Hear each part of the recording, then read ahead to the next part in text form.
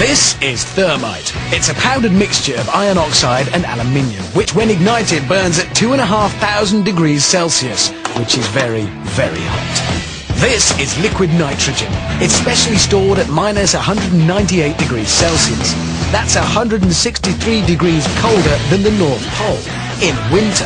But is it cold enough to neutralize the intense heat of thermite?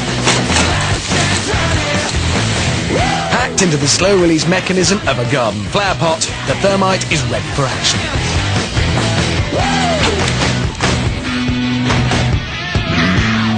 Just light the touch paper and stand well back.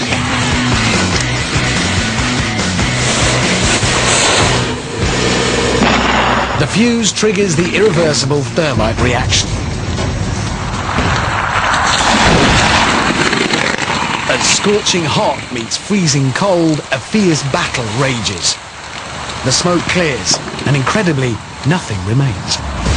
As the thermite burns at 2,500 degrees, it releases a raging torrent of molten iron, which rains down upon the liquid nitrogen, boiling the glacial mixture away in a plume of vapour and melting the cylinder, leaving just a puddle of white-hot iron. A clear victory for thermite. So there you go, Dan. Adding something cold to thermite doesn't cancel it out.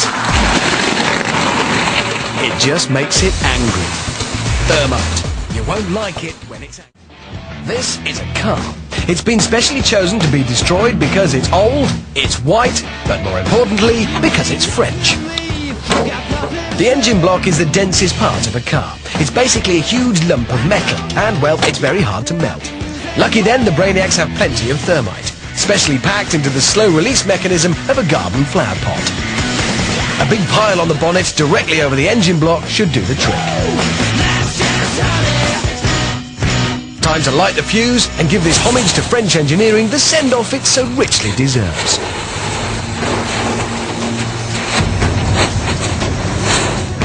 The irreversible thermite reaction begins.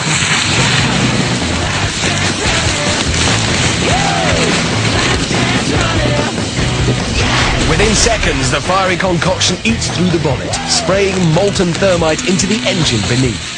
The devastation continues inside until finally a torrent of white-hot liquid metal pours out of the bottom, signalling the inevitable victory for thermite. A quick check confirms a clear path of destruction through the engine. Now that the engine is melted clean through, it seems only fitting to have a go at the petrol tank. Packed into the slow-release mechanism of a garden flower pot, the thermite is ready for action.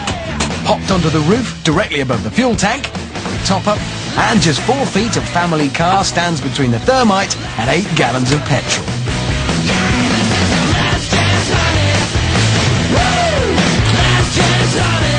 Light the touch paper and stand well back.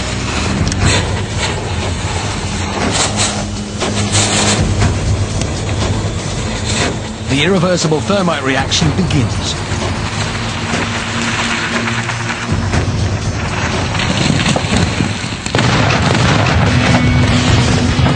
Thermite produces a stream of molten iron which melts through the car in seconds. It's 2,500 degree heat igniting the expanding petrol in a devastating fireball, leaving behind a car that won't be going very far anytime soon. So there you go.